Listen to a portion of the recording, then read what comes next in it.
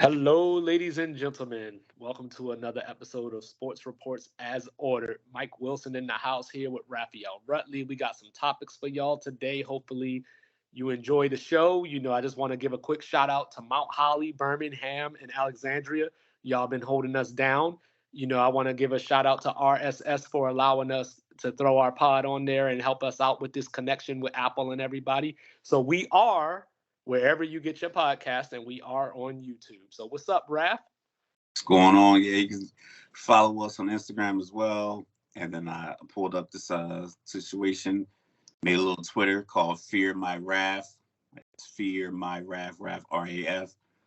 So I'm already going at people on Twitter. So hopefully Rob Parker gets the message. I'm gonna keep shouting them out. But yeah, shout out Rob Parker, I couple. I really enjoy the show. Let's get into it. On this Sunday afternoon. I'm still not messing with Easy Money Sniper, but that's a whole nother thing. So today, we're going to talk to you all about our favorite Tom Brady moments because he just ended his career, hopefully for good this time. Because I'm just concerned, and I don't want no 46-year-old dude that might be lacking a little bit of awareness to get his head knocked off. But hopefully he's done for real this time. We're going to share some of our favorite Tom Brady moments. Then we're going to get into Detroit and LA. That be Detwah and LA, the Lions and the Rams. We're going to talk about who won the trade. Is it as simple as it seems? Rams won the Super Bowl, so they win the trade. We'll see. We're going to talk about small market NBA teams. Is it a thing? Does the league not want the small market to succeed? And why don't fans want the small markets to succeed? Because I heard that nobody would watch the finals if it was Portland and Milwaukee, but I would. And then finally, we had Daniel Jones Appreciation Day. This might be a little time for LeBron James Appreciation Day. So even I will appreciate LeBron James today. Somehow I'll find a way to do it. And then we got a couple of things to get off our chest. So, we're going to start it off with Tom Brady. So, Raph, what's some Tom Brady moments that stand out to you? Yeah, my favorite Tom Brady moment. I've told this story multiple times throughout my life. It was so funny.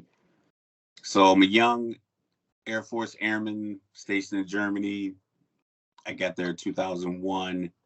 It was the 2002 Super Bowl. And I remember I went to this guy's house, Marv. Shout out to Marv. He was from St. Louis. And he was taking all bets on St. Louis versus New England. I mean, any bet. He walked into my shop, and I was like, Marv, what's up? Let me get this bet. Let me get $25, 3-1 odds. He was like, bet. Didn't exhale, just bet.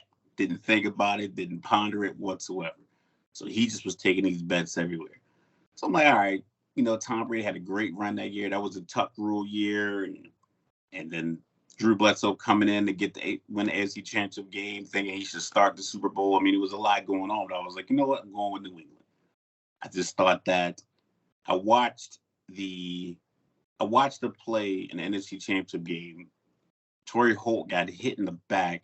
He ran a little drag route, got hit pretty solid, got up, started clapping, and then immediately went to the sideline. And I was like, man, I don't know if these guys really like to get hit because they were moving up and down the field so quick, getting these deep routes, getting out of bounds. Kurt Warner's getting the ball out, Ricky Proehl's, but I mean, like everybody just moving. I don't know if they're really getting physical.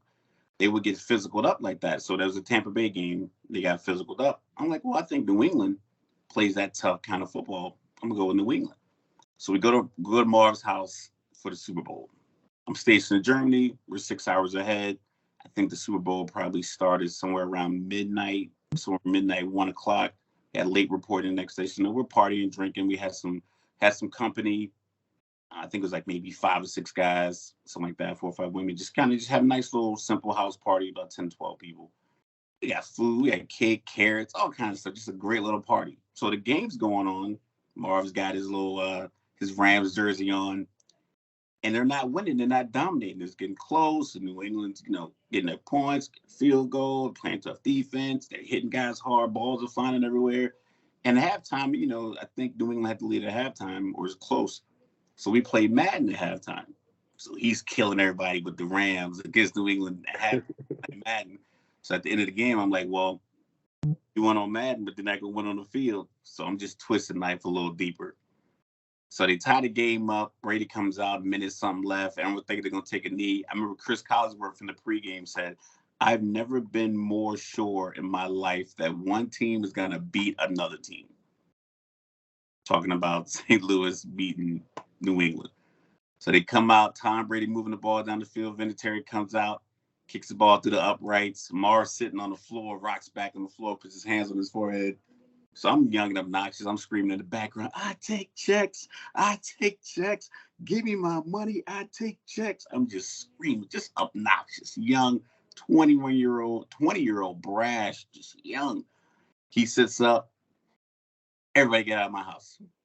So, I'm new. I just met, I've been there probably like 7 or 8 months. I'm new. Like, I've seen people move swings or whatever. Like, I get it. Everybody get out of my house. Everybody get out of my house. So I'm still laughing. I take checks. I take checks. This old head named E came over. Was like, hey, Rutledge, man, we got to go. I was like, what? He's like, yeah, we got. I'm like, it's 5 o'clock in the morning. Like, it's cold. It's January. He's like, man, we got to go. He kicked us all out, slammed the door closed. We stand outside just in the cold, just waiting. Like, and then so just stand out in the cold, just like, well, at least it was fun. But like when he kicked us out, I was like, this dude was serious. And he came back to my shop next week. Was like, hey man, I got this old car in the driveway. So if you want it, you can have it. You just gotta get it registered. So I'm assuming that he bet a little bit more than he wanted to, and he figured he'd try to bait me off with like this old BMW that was in the driveway. Like, man, I don't even have a license yet, but it's cool. Appreciate it. But yeah, so that was my favorite Tom Brady moment. Really, honestly, it didn't really have much to do with Tom Brady. It just was the fact that like that game, when it happened, it was like everybody was. I'm pretty sure it's happened before where like someone's won a Super Bowl. You go back to Joe Namath's guarantee and everything else. I'm pretty sure there's been a lot of Super Bowls where a lot of the pundits picked one team and then the other team came out and dominated. I don't really know all that information. I just know that that particular game, hearing the Collinsworth statement and then actually seeing it happen was just the hilarious part to me. First of all, fat shouts to Ty Law. Let's get that out the way because we got to give him his props. Around that Super Bowl, I was down at Seymour Johnson, Shady J for those in the know. So I was actually betting a few people, about the same thing. But I was in my 2-5 conspiracy brain on some, 9/11, Patriots gotta win. I was on that type of time, but I still got some coins or shekels as they call them these days. But I think my favorite Tom Brady moment is as someone who's always been opposed to Satan Manning. All I had to hear about how this guy was the GOAT, he was the best quarterback ever, XYZ, blah, blah, blah, blah, blah. So I think my favorite Tom Brady moment was playing against the Broncos, the high-powered Broncos that broke all the records back in 2013. Went up 24-0 at halftime on the Patriots. And somehow, the Patriots came up with 31 unanswered points. Manning came back, tied it up, and the Pats won in overtime. So, I think it was one of those moments where I felt, because I was always team Tom Brady's the GOAT before like a lot of other people joined. That's how I got the name 2-5. But, so it was one of those moments where I was like, y'all can't deny it now. Y'all can't deny it now. Or at the very least, it's a conversation. This is time for you Peyton Manning fans to get it together and realize that, yes, Peyton Manning is the prototypical quarterback. If I was in a lab trying to design a quarterback right now, he would come out that guy. Yeah. But there's certain intangibles and things that you can't teach, and I think Tom Brady, that's what set him apart. Another favorite moment that stood out that way is, Tom Brady had the bad rap of, yeah, he's Mr. Get the team into position and Vinatieri comes and saves the day. And, that was kind of true at one point. But I go back to 2009, a home game in the snow against the Tennessee Titans. And Tom Brady, he threw 5 touchdowns in the first quarter. They went up 45-0 at halftime. Randy Moss caught 3 of those touchdowns. Wes Welker caught 2 of them. And then that was another one of those moments where I was like, hey, they might not be named Marvin Harrison and Reggie Wayne, but, this man got some weapons now. He ain't throwing it to Troy Brown anymore. Yeah. So I think that was those moments where Tom Brady kind of, because I wouldn't call myself a Tom Brady fan. Like I don't like the dude very much, but but I think I just kind of recognized It because was, going back in the day, we '80s babies, right? We grew up on Montana, Marino, Elway, so on and so forth, and like out of that group, Elway was the one that had the personality. He was the one that overcame odds, if you will, whatever the case may be. Montana had the stacked team. Marino was just throwing a lot of yards. So, Marino was on his Drew Brees, Aaron Rodgers time. Joe Montana, I guess, would be considered the Tom Brady back then. So I think Tom Brady was the first quarterback that I was old enough to recognize, like, hey, like he seems to have that fire, or like they talk about moxie or whatever it is. Like he was that dude that I associate those buzzwords with, yeah. But I was also wondering, Raph, like, you got a favorite Joe Montana moment? Listen, yeah, we're '80s babies, and growing up, I used to like Cincinnati. I liked Icky Buzz. I liked the Icky Shuffle. Like it was just the personality. Yeah, I mean, like I like that. yeah. You can only do it on the sideline because they flag you if you try to do it in the end zone. Um, so I remember watching that Super Bowl like in my aunt's house, which is like I love my aunt, but it's like the last house you want to watch a Super Bowl at. It's just very. It was a lot of Wheel of Fortune, Jeopardy, like Mills music. It was a quiet house. It was like a Yeah, quiet yeah, yeah. bottom of a hill. It was not a party house. It was not set up for a party house. So it was like the last place I would have picked to watch the Super Bowl. I remember thinking that as a kid. I'm like, why are we here? This is not like the fun, crazy aunt. Like other aunt had the crazy husband and my crazy cousins, and there's a bunch of people come through the house. Like that's the Super Bowl house. This is like I literally watched Super Bowl like this. Joe Montana threw the slant pass to John Taylor, and I was like, all right, well, game's over. Guess we're getting in this Volvo and going back to the house. It was Yeah. very mellow. It's probably my most mellow Super Bowl I've ever watched. But like, you don't have many of those moments. You have the replays, and I get that a lot of people have an affinity to Joe Montana and somewhat of a disdain, for lack of a better word, for Tom Brady and his success. But yeah, that is probably my only real Joe Montana moment I can think of off the top of my head. A lot more Yeah, that speed. was yeah, that was the first Super Bowl I ever watched, or at least that I remember watching, that very Super Bowl, Montana to Taylor. I was never a Montana's the GOAT kind of guy. Back then, as you could probably tell by what I said earlier, I was a big John Elway guy. So, I just felt like he did it with less. And that was one of the reasons I was drawn to Tom Brady, because looking at the comparative teams that they had over the years, Peyton Manning had Edgerrin James at one point. He had Harrison, Wayne, Dallas Clark. He had Dwight Freeney on his defense, like so on and so forth. Whereas Brady, I ask people all the time, tell me those two or three running backs that Brady won those Super Bowls with in the beginning. And a lot of times people give me the Jeopardy, do do do. It just kind of happens. So I think with Tom Brady, like his overall career changed the trajectory of, I think, how we look at quarterbacks, because when we look at Montana, he had the dream team. Even on defense. They had a dream team. The 49ers should have won all the Super Bowls in the 80s, like all They of had Hall of Famers from the cheerleading staff to the owner's box. them. Hall of Famers, linemen, tight ends, fullbacks, running backs, Tom Rathman in the house. Yeah. coaches, safeties. I mean, there's Hall of Famers everywhere. I think the owner got in the Hall of Fame, the GM and all. The coach orchestrated the West Coast offense. Hey, Bill Walsh had a football game before Madden. Football game. I mean, it's like he definitely was not cooking with a bare cupboard. So Yeah, and that's what made Brady stand out to me. So another one of my favorite Tom Brady moments, as I sit here, all 41 years of age, Tom Brady winning that MVP at age 40. That was one of those moments where like it was inspiring, not necessarily watching him play or whatever the case may be, but just seeing that type of accomplishment where we sit around all the time talking about our knees and, like our backs and all this kind of stuff. So for the fact that he was playing at that type of level, which had been mostly unseen, before, it was just one of those moments that stood out. But one of my favorite Tom Brady moments is Deflategate.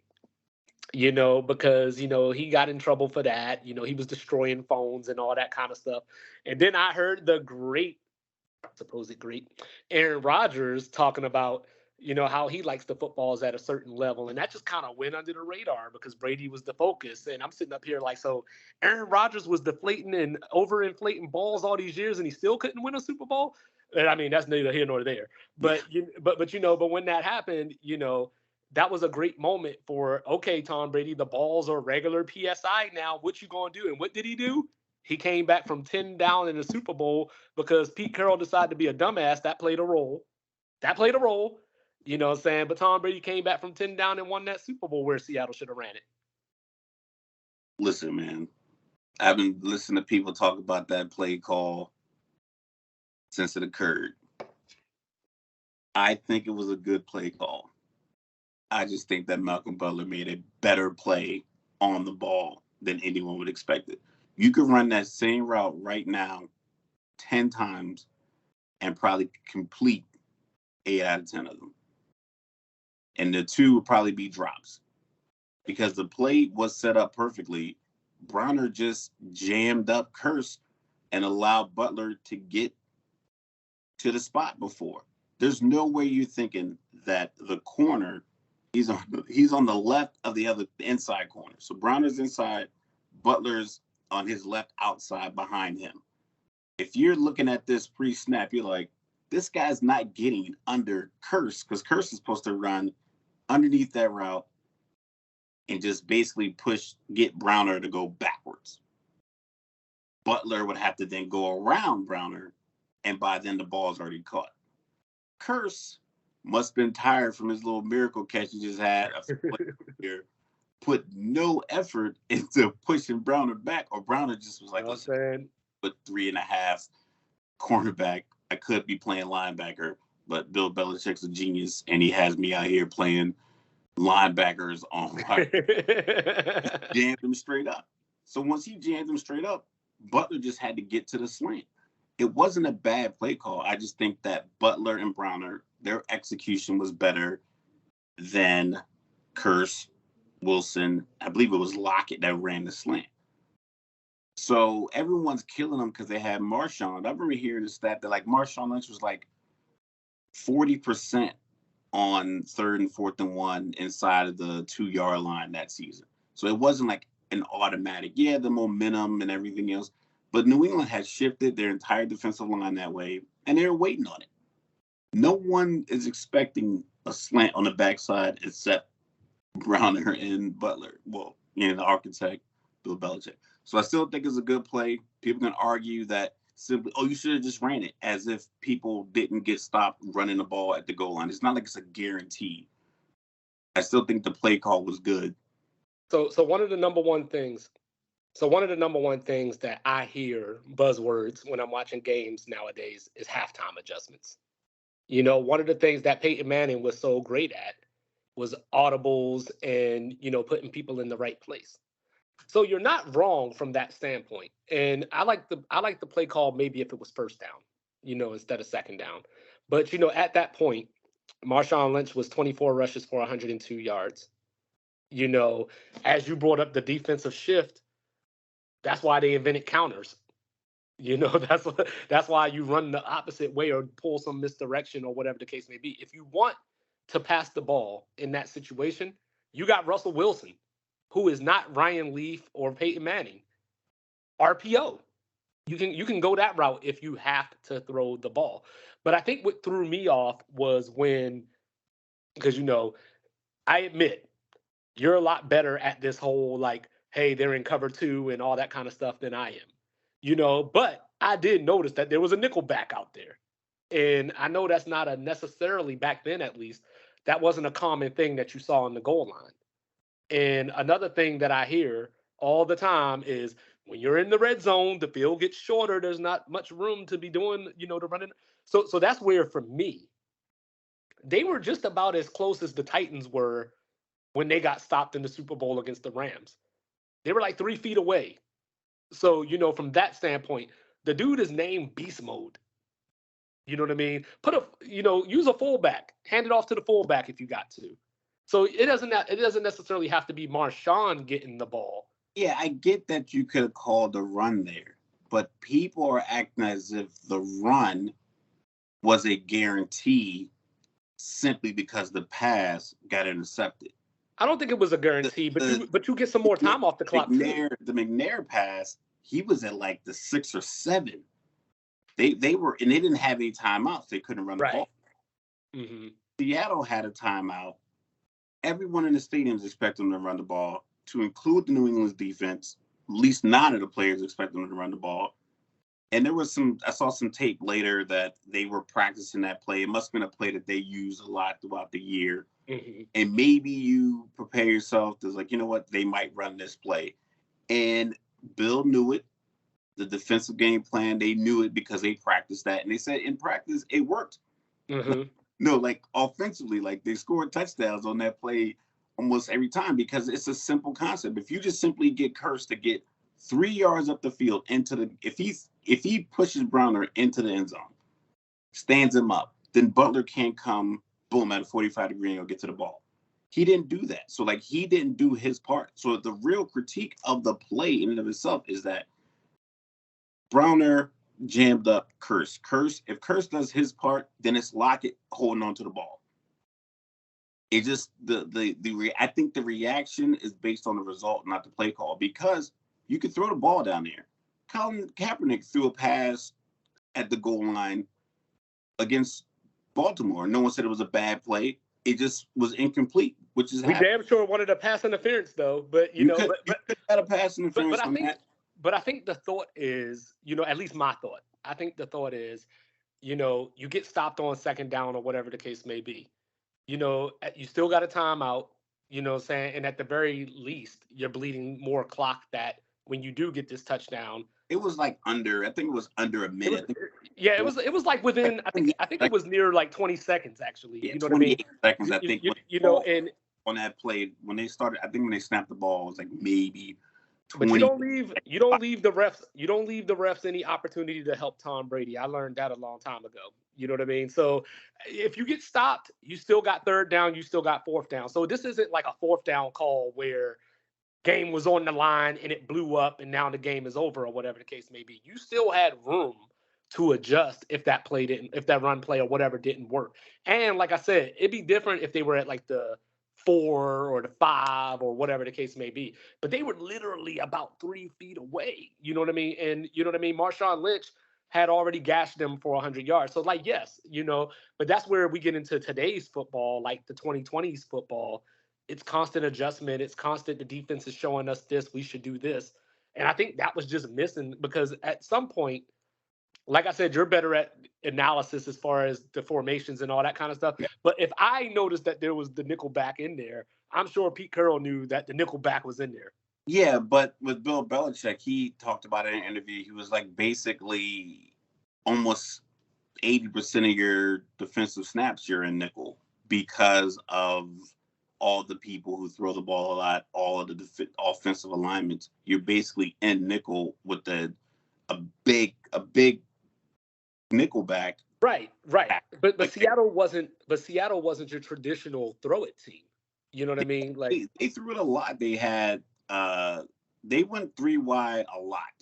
And then with Marshawn and then moving Russell Wilson, because when you have keep in mind Pete Carroll was there for a few years. I don't really think he had the quarterback that could do what Russell could do. So I think he was taking advantage of that. I just think ultimately the play didn't work because Kearse didn't get deep enough in his route, and Butler made a great play. I don't think because if the slant pass is caught, are people critiquing it? Probably not. So like, bad call. If it would have worked, no one would have said anything. Well, that's any play in football. Gutsy ball, throwing it at the 1 yard line in the Super Bowl. Pete Carroll, Russell Wilson, they must have some kind of synergy. It would have been some blah, blah, blah narrative that fit the reaction, because if it works, you're good to go. Because let's keep it 100. Julian Edelman scored a touchdown from inside the 5-yard line on a pass from Tom Brady when he ran a little dig route. Mm-hmm. But he pushed off, and then the cornerback. But that was a pass. You could have ran it. You had whoever in the backfield and the best offensive line. They should have ran it. Because if Edelman doesn't catch that pass like they did the previous drive, because the previous drive he missed that pass, but then Amendola caught the touchdown in the back, and then that got him within 3. And then when they got the ball back, but see, I think that's where. So I think it's just a matter of people are more upset about the result and not necessarily understanding the dynamics of the play. Well, see, I think that's where Seattle's reputation gets them in trouble, because Seattle was the tough team. They were the bullies or whatever the case may be. It's 3 feet. Line up and push somebody. Knock them on their ass, get in the end zone. And like I said, if it doesn't work, you got 3rd and 4th down to get cute or whatever you want to do. Call an RPO, whatever the case may be. Whatever, because obviously, Malcolm Butler, like you said, Malcolm Butler saw something or whatever. You know what I mean? He knew what was coming to some degree. They practiced you know, that. you know what I mean? So there's got to be something in the defensive setup. As you're the Seahawks offense or whatever the case, you line up, you're about to run this play, and you see, oh, he ain't supposed to be there, or like whatever the case may be. There's got to be something that triggers something that allows you to the leeway to change that play, because you can still throw, but it didn't have to be that throw. The play was the perfect play. Like the way it's drawn up, it's simple. It's essentially a legal pick play. Kirsch just has to get deep, and it shouldn't be that difficult for him to. It works for me on Madden.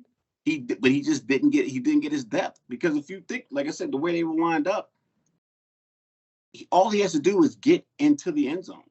Mm-hmm. He stopped at the 1-yard line the same way a run play could have got stopped at the 1-yard line, and then Butler still has to react to get to the ball. It was something so if that play doesn't work. 0.4 of a second reaction. So if that play doesn't work, like it's an incomplete pass or batted instead of intercepted, and then Seattle goes on to not score, like that still might be something people bring up. The argument is about the results, not the play. And I think that's the truth with any football play. If people just say you should have ran it because you threw and it got intercepted. Because if they would have caught it, because like I said, Tom Brady just threw 2 touchdown passes inside the 5-yard line on the previous 2 drives. Mm-hmm. And the play that he caught, that he threw the go-ahead touchdown on, they ran the previous drive. No one says anything about that, because Amendola caught the other touchdown, and then Edelman caught the go-ahead touchdown. Mm-hmm. Those don't go. If they don't go to form, then the narrative is like New England really should work on a run game inside the 5 or 10-yard line. But the narrative, and that would be valid though. But you got Tom Brady. You always got a chance. You could just make, all you need is a little window for Julian Edelman. He's one of the best postseason wide receivers in history. But I think that's the difference though, because if people had that criticism of New England, it would be a valid criticism. Not necessarily because the play didn't work out per se, but it's a valid criticism of the Colts or whoever Peyton Manning played for, because they would throw a lot of 1-yard touchdown passes that you have those moments of, if it doesn't work, 1-yard, they should have ran the ball. So I think that's just the nature of football. The pass got caught, so no one critiques it. Oh, I critique it when it's a 1-yard touchdown pass, it's fine because it got caught. But when it doesn't get caught, then it's like, oh, they really should work on a running game. No. I critique it all the time because I always say that if Peyton Manning and Aaron Rodgers threw less 1-yard touchdown passes, they might have more Super Bowls. Now, it gets you into that false sense of security. And then when a team knows your tendencies, they tend to stop it. Go 5 wide every time it's 4th and 2. Yes, you should maybe every once in a while have a little umph. But if you have a good enough pass game to where you can make it happen with your pass game, you go for it. And if you have a dude named Beast Mode, you run it for 3 feet.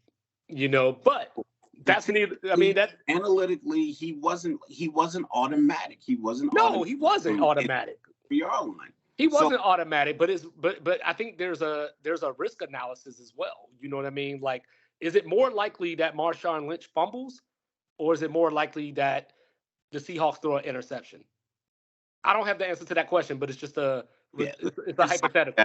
He it's reacted a hypothetical. 0.45 of a second. Because it was second down. So like I said, even if they stop Marshawn on that play, you still have 2 downs to get it right.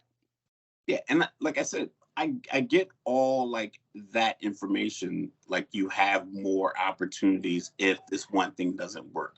Mm-hmm. I just know if the pass was completed, the conversation about you shouldn't have called a pass play would not still be a conversation we're having in 2023. Yeah, and I mean, it would be like, can you believe Russell Wilson should have had 2 Super Bowl MVPs? Because that's not a Seattle, Russell Wilson thing. Like, we do that if teams go for it on 4th down. Why'd you call that play? Or like, why'd you do this? Or why'd you do that? Knowing that we ain't on the field. It was the conversation you and I had about the Buffalo-Baltimore play. Mm-hmm. If it works, Harbaugh and Lamar Jackson are in sync, synergy, ballsy, laying it all out there, all of that stuff. Yeah. Doesn't work. It's just outrage. If you analyze what you said to me, doesn't sound like outrage. You're like, listen, if you don't get it on 2nd down, you got a timeout, call a timeout, regroup, maybe get a fullback in there, get some power running, and then you go forward. That's not outrage. My thing is like the people who are screaming, that got to be the dumbest play call ever. When it's like, well, when it didn't work for Kaepernick and Crabtree and Harbaugh in the Super Bowl, no one called it a dumb call. They said, oh, it should have been a pass interference. So the pass interference should have got you another attempt at the intel. So like it just, people always find a piece of the play to be outraged about in lieu of breaking it down. I like listening to coaches break down the plays. I like listening to coaches and defensive players talk about, oh, in the fire zone, this guy's supposed to get this kind of depth. That to me makes more sense. If you tell me on 4th and 2 at the 50-yard line, the play was stupid, tell me why. Like, why was it stupid? Like, what did not happen? What was supposed to happen? Where did they fall short? Like, guys like Mangini, Ryan Clark, Hubie Brown with basketball. A lot of these people who talk about the play, Tony Romo to an extent, they talk about this is what the play should look like. Peyton Manning was really big on that. He does it a lot on Monday Night Football, him and Eli. I like that part of it. The people who said that play was stupid, they don't break down why they thought it was stupid. Other than I will tell you that USC is stupid because against Texas they didn't have Reggie Bush and Lindell White on the field at the same time on 4th down. But that's a whole nother conversation. But since we took it to LA, let's talk about Detwah, the Lions and the Rams. Like, so the Rams won the Super Bowl. Do you think they won the trade? No. I don't think they won the trade. I think they gave up too much draft capital. That literally a couple of injuries. Cooper Kupp, yes, best wide receiver on your team, your quarterback, and then one of the best defensive players in the league, and league this season and historically, they're all out. So yeah, that's going to impact you. But literally, it almost had their coach ready to resign because you bared the cupboard to win the Super Bowl, and then you try to cook another meal for the 2022-23 season. It was like, oh, I'm out of stuff. I don't have draft picks next year. Your record was so bad. Detroit's going to get a good draft pick this year out of it. They have a quarterback and a coach combination that, like, they seem to believe in each other, the synergy. Granted, they only went 9-8, but they knocked Aaron Rodgers out of the playoffs, which is what that coach wanted. So I think that that's the key is like Detroit got a quarterback in exchange. A lot of people, when you make those kind of trades, you don't get a quarterback. I remember Cal Orton, Jay Cutler trade. I don't remember a lot of quarterbacks or quarterback trades. A lot of quarterbacks just get cut. Baker Mayfield, Carson Wentz. You get these guys cut. Like Derek Carr, I think people are trying to make a move for Derek Carr. It just doesn't seem to work when you go out there and you just you get a quarterback from another team and the person immediately shows up and it works. I think it worked in Detroit because I don't think Jared Goff was a problem in LA. I just think it might have been, the rumors on the backside. It was like some personal tiff between coach and the coach's family and different players. It was like, and Jared Goff was one of those players where like their relationship kind of soiled. So ship him out of town. But you got a guy in who, best case scenario, Stafford gives you what, 2 more years at the level that he gave you not the season that he just got hurt, but the Super Bowl season. Best case scenario, you get 1. I mean, we're looking at a lot of quarterbacks hit the wall. Matt Ryan hit the wall. Aaron Rodgers didn't throw for over 270 yards in any game in the season. Tom Brady didn't look good. He's gone. You've seen guys, Russell Wilson didn't look good. I know a lot of people define logic with time, but Father Time's undefeated. Mm-hmm. Some of these guys hitting the wall. Now you got a quarterback with an elbow injury, and he's getting older. He's already got a Super Bowl. He's considered a Hall of Famer in some circles. How much more are you going to get out of him, considering that the coach, we all know publicly, the coach had to say, I'm coming back. So how does that factor into guys like Aaron Donald? Like, so you ready to bounce because we had one bad year? He was ready. There were rumors that he was going to bounce after they won the Super Bowl. Once again, whatever those rumors were, he didn't make an announcement like he did after I am definitely coming back. Don't take your ball and go home, McVay. Yeah, so it's like let's figure this out. Did John Harbaugh have to make an announcement saying he's coming back to coach Baltimore next year? No, but Baltimore should have made an announcement that he wasn't. Oh, wrong conversation. Mike Tomlin didn't make an announcement saying I'm definitely coming back next year. I don't think Pete Carroll, he's the oldest coach in the league. I don't think he made that announcement. Bill Belichick didn't make the announcement either. All these guys have been to Super Bowl. They won Super Bowls. They've had ups and downs. Tomlin's never had a below 500 season. So McVay has one bad year, and he's like, I'm gonna go to the booth. Like, I can't handle this. I think that's because Dan Campbell got up there in the press conference and listen, I know at some point I've been hired and fired multiple times this season, and my job was on the line and it's not on the line. The guy's authentic. I think people rock with that. I don't see LA getting any better next year.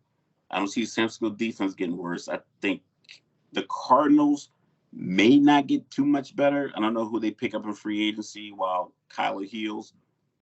But I don't see their division getting like markedly worse. And I don't see just those guys coming back without the draft capital getting that much better. Unless they make a move like some more trades, Aaron Donald, Jalen Ramsey, you get some pieces for them and then maybe spread out the talent. But I think Detroit's going to have more sustained success with the picks they got from LA than what LA is going to have from what they got from Detroit. Yeah, and see, when it comes to Sean McVay, see, we found that bridge. You and Rob Parker agree on something, making progress here. Yeah, I agree. Like I said, Rob Parker, I agree a lot with what Rob Parker says, except when it comes to the obvious points where he has a little bit of an axe to grind. Right. It comes off less like it comes off more like animosity than analytics. So, just for a quick recap, Jared Goff for Matt Stafford, and, the Rams sent 2 first-round picks and a third-rounder. So when I thought about this question and we were talking about it initially, I wanted to say the Rams won, just because they won the Super Bowl, and you know what I mean? It's hard to, win Super Bowls, and, it's not guaranteed that Detroit are going to turn these picks into anything that's going to help them win the Super Bowl. But, and I also, wanted to disagree with you too, but, but once I sat down and thought about it, it makes sense to take that viewpoint if the trade was just straight up Matt Stafford for Jared Goff, and then nothing else happened. Yeah, but the Rams also, but the Rams straight up. Yeah, but the Rams also added Odell Beckham. They also added Von Miller. So, it wasn't just a swap of quarterbacks. There were some other things at play as well. I would also argue that for the fact that Detroit is even relevant enough for us to have this conversation and to be on the brink of a playoff berth is a win for Detroit. You know, where they've been. They haven't won a playoff game since like 1991, you know, and prior to that, the previous one was like 1957, you know. So I mean, yeah, and but then I thought about it, right? And I said, okay, so add Von Miller, add Odell Beckham. If I kept Jared Goff, do I have a chance to win the Super Bowl? And I said yes. Like, so granted, Matt Stafford had to throw against Tampa. You know, we know that. But it's not as if the Rams hadn't made a Super Bowl with Jared Goff before. You know, so we had some success to go off of that the Rams can win with this guy. It's just hard to win a Super Bowl, and they ran into Belichick, who pulled McVay's pants down. You know, so with the Rams, this trade is just what the Rams do, because I looked back and I saw that they gave 2 first-round picks that they could use right now to Jacksonville for the Jalen Ramsey deal. And then with Stafford being hurt this year and all the things that fell apart in SoFi this year, you know, the Lions have a top 5 pick in this upcoming draft because of the Rams. Which they can use, like Miami used, to leverage and get a few more picks, a few more pieces. Mm-hmm. Mm-hmm. Remember when the Washington football team, under their former name, traded all those picks to get RG3, and then they played at St. Louis, and then St. Louis sent out all the players that they got from that deal to do the coin toss? Yep. That's the kind of stuff you get when you're the team that's viewed as more desperate because you have a losing culture. Whereas the team that's viewed as more successful, they think they're one piece away. Well, that one piece lined up, it was like 6 players or something like that. Yeah, something like that, yeah. You think like the Atlanta with the Michael Vick deal, San Diego, they got LaDainian Tomlinson and Drew Brees in the same draft with picks that they got to get for Atlanta to get the number 1. So they got Hall of Famers out of that. So the team that makes the desperation move normally doesn't last long. Atlanta had that run, and then it was slim pickings until they got Matt Ryan, which was, and we can't forget Ricky Williams. Come on, man. We can't forget that draft room. You know, but Detroit Mike Dick on TV in years because they're like, listen, man, we starting to evaluate these things through analytics. You just made the dumbest move ever. That's a dumber move than the Pete Carroll play call, but whatever. We can get back to that. You know, so Detwah also got to step aside for 1 second, but I'm still listening.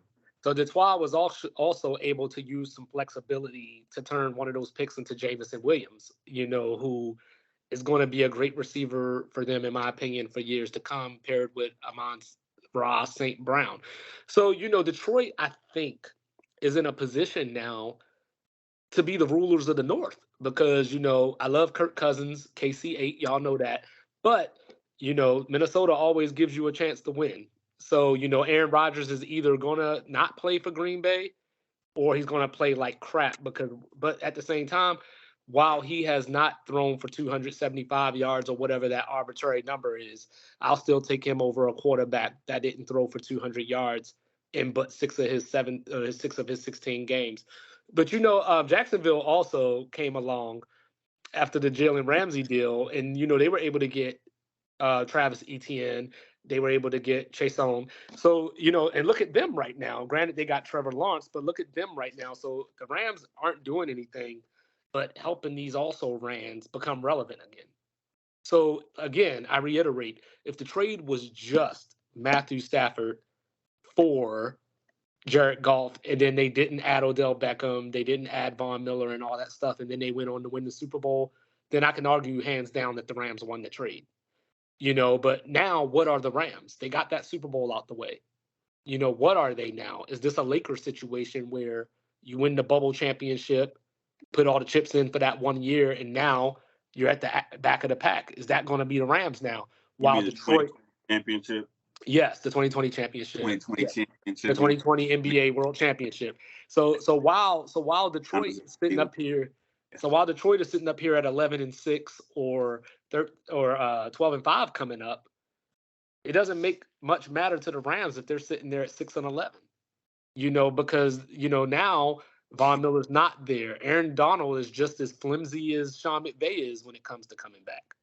Jalen Ramsey is rumored to get traded, and the Rams aren't going to get back anything close to those players. And apparently, they don't do first round draft picks, so I don't know what they're going to get back. So I think looking at it in a vacuum, it's easy to say the Rams won because they did seal it with the Super Bowl. But I can't help but feel Detroit's future, even if they don't win a Super Bowl, if Detroit makes an NFC championship game, for that franchise and where they are. Now, if this was the Cowboys, I might not feel that way. If this was San Francisco, I might not feel that way. If it was Pittsburgh, I might not feel that way. But I'm looking at this through the lens of you are Detwah. This is what you do. You're a nobody.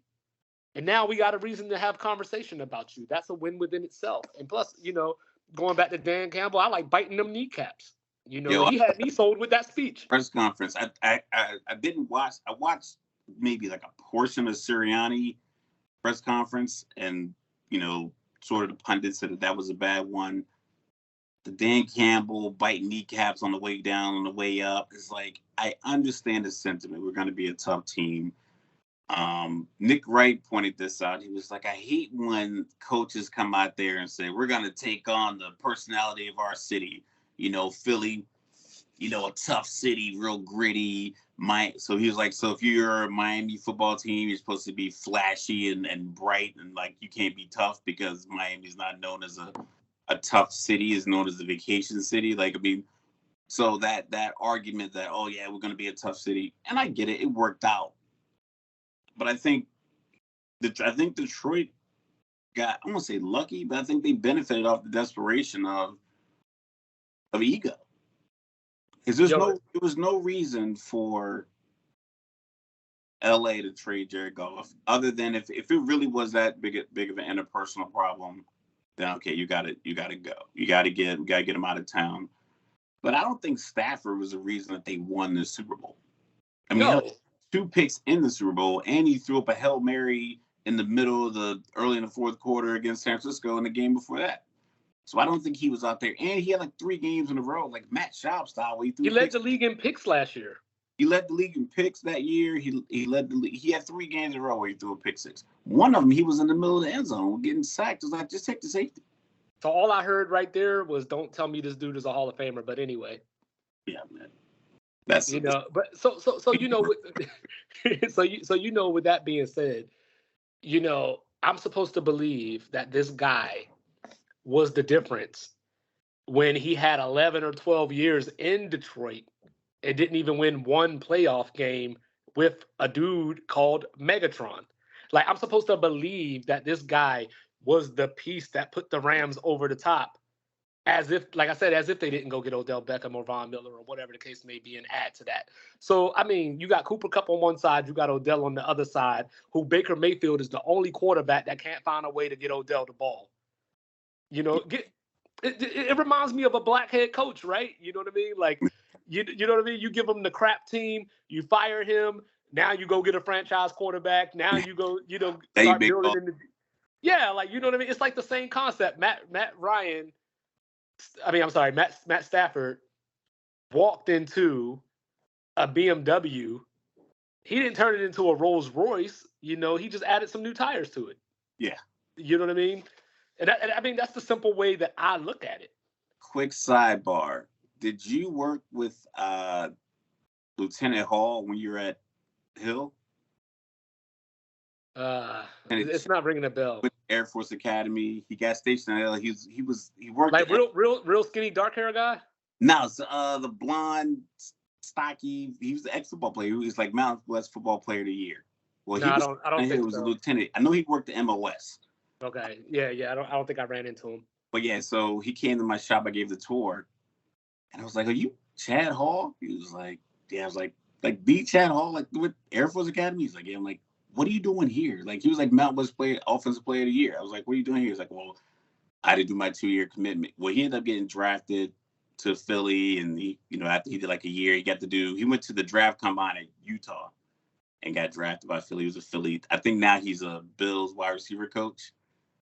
His sister married to Matt Stafford. Wow. Kelly, huh? Dude, I'm pretty sure you were either in the same email chain as him or in probably some kind of meeting. You probably yeah. But yeah, like, so it's funny that his 6 degrees of separation, baby. His sister was married to Matt Stafford. Yeah. And and I can't bring up the Air Force Academy without giving a shout out to my guy Dustin Ireland. Air Force wide receiver. So I can't let that go. I actually know him, but on the side note, Bo Morgan and all that. So go Air Force. Aim high. But I always wonder though. When I look back at these conversations of who win trades and who don't. We talked about a trade last week where I brought up, the Pau Gasol trade where I brought up, we don't look at these things after the fact. We look at them in the moment and then we address it in the moment. So that's where, like, I think that vein of thought of the Rams won the Super Bowl, so they won the trade. I think that's where that comes from, but I just don't know that they don't win that same Super Bowl if they still make the other acquisitions. If they keep Jared Goff and make those other acquisitions, I think they still have a shot to win that Super Bowl. Yeah. Yeah. And I mean, and like I said, it's not as if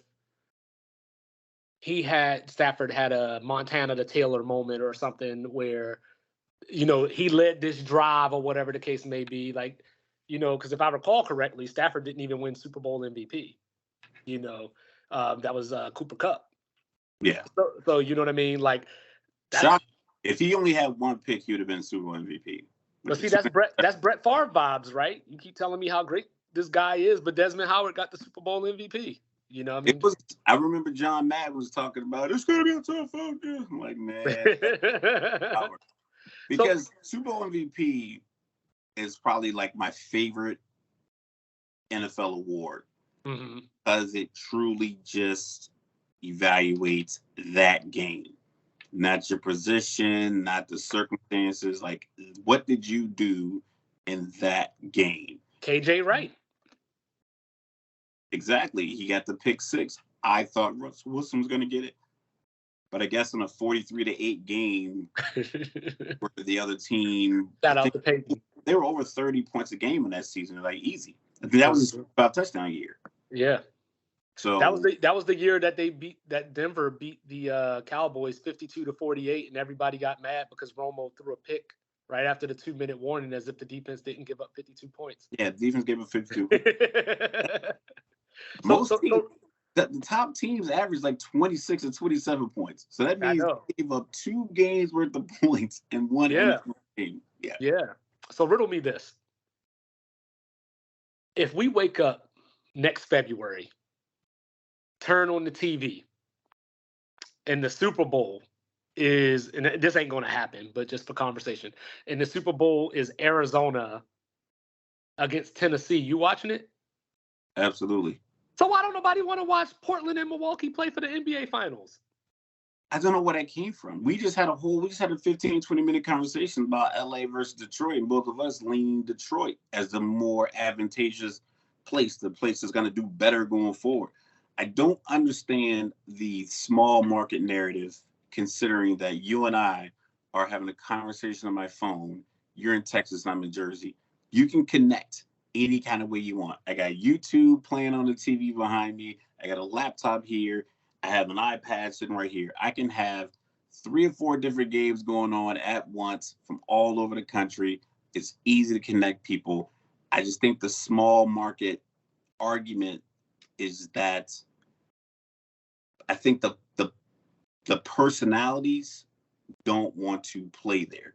But if you get the personalities there and they perform, then, because Buffalo's not a big market, Kansas City's not a big market, Cleveland is not a big market, but yet we watched all of those games, even though those 4 years when it looked like, or at least those 3 years when it was like, the Cleveland Cavaliers didn't have a chance. We still watch those games. People watch San Antonio win, San Antonio versus Cleveland. You just got to have the players. You got to have the players to galvanize the ratings. But as far as like individual people, I don't know why someone from Kentucky wouldn't want to watch a Portland versus Milwaukee NBA Finals. I don't know how that impacts you to the point where you don't find it the game of basketball interesting enough to watch that finals. That narrative doesn't make any sense to me coming from whomever is creating that conversation. It just doesn't make any sense. I don't know why fans care about ratings. Like, because like, you know, why does that factor into your watching of the game? Right. Like you're a follower? I see if it's a boxing match and it's one person versus another, like you're like, I don't find any of these guys interesting. Okay. I understand that piece. It's like, all right, well, maybe they'll put on a good fight, maybe not. But if you and I were in a pay-per-view fight, they're like, hey, 241-year-old guys are going to fight in a pay-per-view fight in August. And the people didn't want to watch, I get it. No one knows who we are.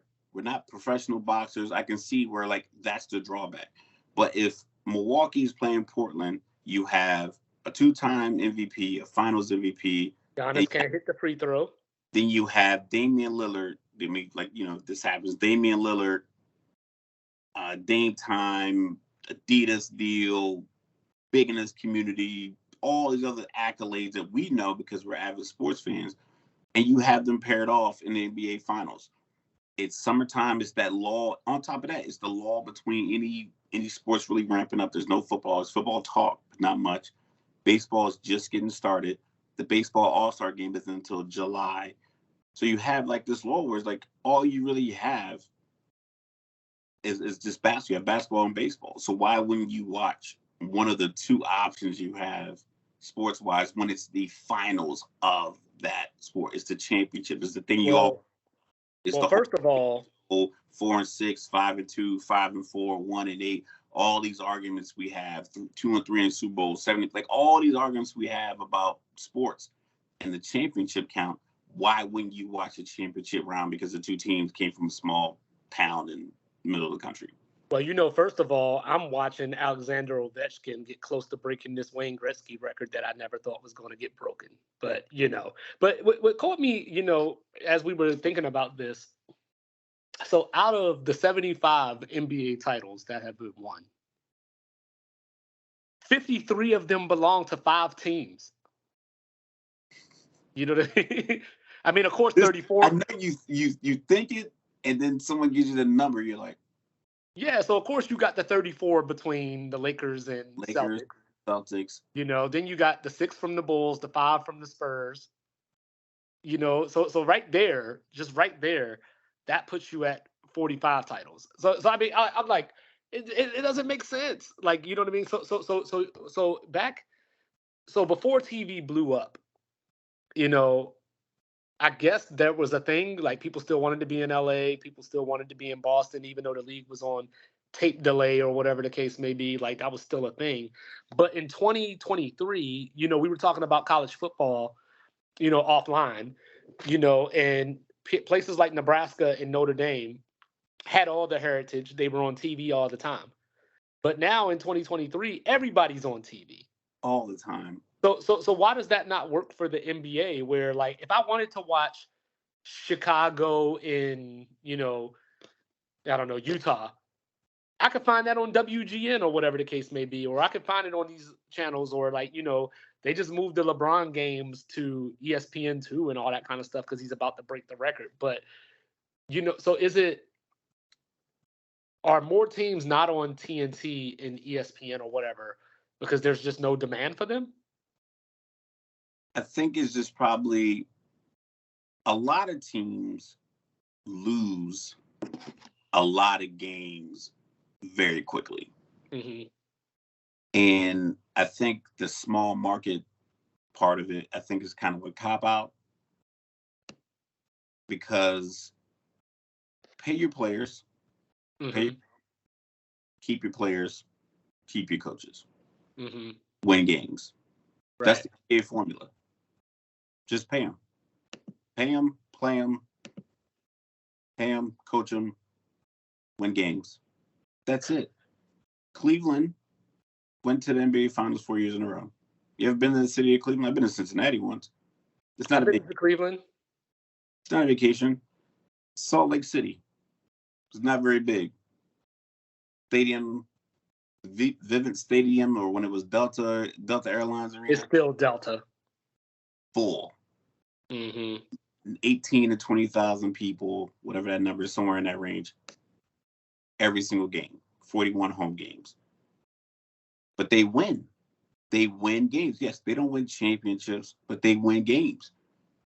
You know, That Jordan. had all those years where they weren't winning games. You can't charge me $200 a ticket for you to go look bad and lose. It's one thing. Like, the Lakers look good and still lose just because they just don't have enough firepower. It's good basketball. They're losing games 121, 116. You know, the Warriors look good. Clay, Steph, Draymond being the floor general, Jordan Poole with the dribbles. It's entertaining. They just happen to lose. Minnesota, same way. They have the product out there on the floor. Golden State is not a big market. People don't really, if you ask people like where in California Golden State actually plays their basketball, you can just say, hey, are they Southern California, Central, or Northern California? Like, point it out on the map. You don't have to give me the city exactly where the stadium is. Like, most people don't know. They just know Golden State. They know Steph Curry's poster, Klay Thompson's poster, Draymond Green's on the podcast. That market is not very big. Just outside of San Francisco, Santa Clara, that Oakland area. That market's not big. But Sacramento's right there, and they have empty seats all the time. So it's not a matter of where you are. It's a matter of what the product you put out there. And I think these small market teams that are putting out bad products are pushing the narrative that players don't want to be here. Donovan Mitchell was in Utah for a long time. He's from New York. Yeah, they traded him out because they probably didn't want to pay him. So they used him, traded him, got picks. They paid Gobert, didn't work out, traded him, got picks. They're still a good team. You just have to be good at managing your team. If you had to guess right now, who do you think are the top 3 teams as far as what they pay in luxury tax? So that's the tax essentially over the salary cap. Mm-hmm. If you had to guess a top 3. And know the Lakers are not one of them. Yeah, because they don't have anyone. They only paying 2 dudes. Well, Russ. I would say Golden State, Dallas, and who's overpaying players right now? I think Philly. All right, so Golden State is correct. Golden State's number 2. Number 3 is Brooklyn, and then thinking that, but they only got 2 guys. That's why, unless they're still paying James Harden money. And then number 1 is the Clippers. So as I was going down this list, looking at the luxury tax, you know, I started thinking to myself, you know, so what's going to happen in a few years when Memphis doesn't go so far or whatever the case may be, like they don't match the expectation or whatever they're getting into now, and Ja Morant gets a little antsy or whatever the case may be. So looking at today, Memphis is 28th in what they're paying in luxury tax. So yeah, that's going to be Memphis's job to go out there and spend a little bit of luxury tax to improve the team, you know. And I don't know if they're willing to do that. I don't know if they can do that, you know, but I just think that endorsements are a bigger deal. So like, you know, you play in Brooklyn, you play in LA, you're just right there. But I don't see why a player that plays for, like, say, the Hornets couldn't get endorsement deals if they deserved them. The meeting is right there. That's it. Mm-hmm. LeBron James playing basketball in LA, Paul George playing basketball in LA, Brooklyn, New York. The meetings are right there. You can go to the meetings. That's it. It's not as if I don't know who Ja Morant is because he plays in Memphis. If he went to a Memphis college that wasn't on TV like the mid 90s before like Penny got Memphis on TV, and then they started kind of setting up to where, like, the reason that we had so many Cinderellas in the early 2000s in the NCAA tournament is because people weren't playing Wichita State. They weren't playing Davidson. They weren't playing Murray State. They weren't playing them on TV. So you get a guy out there, like, I remember one year I had the South Dakota University. The South Dakota State Jackrabbits? Jackrabbits. I picked them a couple of times because I watched the tournament. I remember in high school, Gonzaga wasn't on the market yet. They weren't a top school. And I had a math teacher. He was doing a tournament, and I picked the team out of Utah State because I watched the tournament that got them in. I think it was like the Big Sky back then. And then there was, I think, guys named Matt Santangelo and Gonzaga. And I watched their tournament because ESPN put those tournaments on. So I started looking at those players. So I picked a couple of those teams. And my teacher was like, how do you know to pick these guys? I'm like, because they just score. Like, no one's ever seen them, and they just scored a rock. There was one guy, he didn't have a neck. I forgot. He's like, but he was from Utah State. He was killing this black dude. Hey, shout out to Dan Dickow. Yeah, I was just like, yo. So that's why I picked him. So then when Steph Curry had his coronation into the tournament, I think even Wally Zerbiak back in the day out of Miami, Ohio, a lot of these guys don't get seen.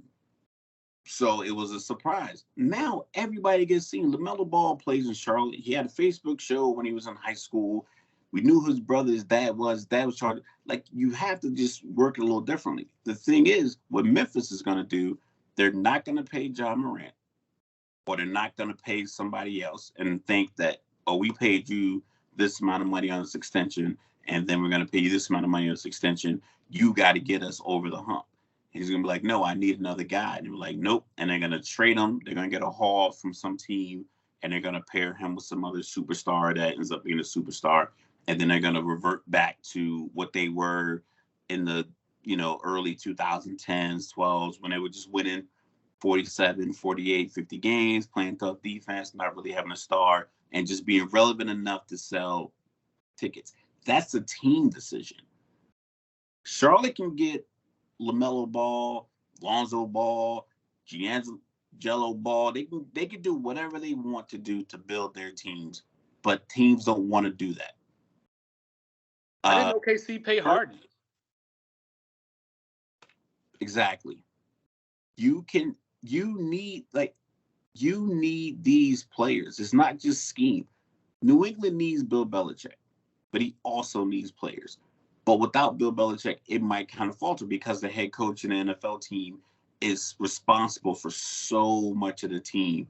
If your special teams is bad, if your back end defense is bad, if your defensive line coach is bad, or if they're good, like, all these things benefit you as the head coach because you're in charge of hiring these people, training these people, installing your system, and making sure they can install it. It's a lot going on. At the NBA, you got 15 dudes. You play about 9, 10, 4 or 5 dudes get 0 minutes all year long. It's ridiculous. I don't know why you're paying 5 dudes to do nothing. Right. So why wouldn't you want to pay the guys that can do something? San Antonio, would it help Dante Murray to go in this was Weebenyama sweep? Mm-hmm. That's the problem. So when that doesn't happen, then they tank, and it's like, yo, you expect me to? If you're gonna tank, the ticket should be $25. It should be a cutoff of what you can charge for the tickets, like, straight up. Like, I think so would it want to put me? If you want me to come watch this game and you're not trying to win, then I can't spend more than the $50 for 2 tickets. So would it help if, and I know this is probably impossible, but would it help if the NBA had flex scheduling? To where, like, a team like Sacramento this year is the 3rd seed in the West, and they were probably picked to be bottom of the West. Like, would that help if you could flex more Sacramento games onto the major networks? I mean, I think it could. I think it could, but I don't think winning ultimately in a sport where you don't wear any kind of headgear, when people can see you and people can follow you as a person. Mm-hmm. There's probably so many people that have Cleveland, Miami, Laker 23 and Laker 6 jerseys in their closet because they're just fans of LeBron. I'm not saying it's like a fraudulent thing. They're just fans of LeBron. People love Carmelo. Not Melo Ball, the real Melo, Carmelo Anthony. People like LaMelo Ball. I think people like Lonzo Ball. People like his dad. I think people just like who they like. People like Dwayne Wade. Dwayne Wade's part owner in Utah. There's nothing to do with Miami. I mean, it's complete part of Miami. But if you like Dwayne Wade, you might, what? I want Utah to do well because you like Dwayne Wade.